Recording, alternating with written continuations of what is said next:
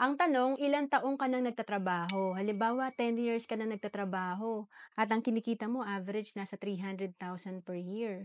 10 times 300,000, may kinita ka na palang 3 million.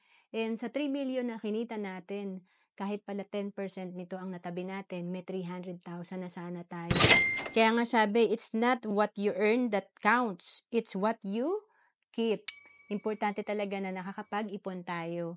And kung naghahanap ka ng para sa retirement or saan ba magsisimula, meron tayong tinatawag na level 1 investing. Ito yung Kaiser. Kasi dito tatlo na yung meron ka.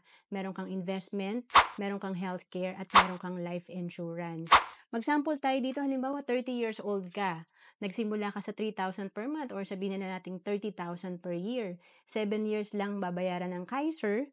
And sa total na binayad mo na 205,000, ang projection nito after 20 years, almost 600,000. At may choice tayo na kapag nag-mature na to or after 20 years, pwede mo pang hindi kunin, mag-grow pa rin ang investment mo, may healthcare ka pa rin. At ang projection nito, pag edad mo ng 60, kung nag-start ka ng 30 years old, 1.5 million. Pag edad mo ng 65, 2.4 million. To know more about Kaiser, message mo na ako sa FB, Roancelis Capistrano.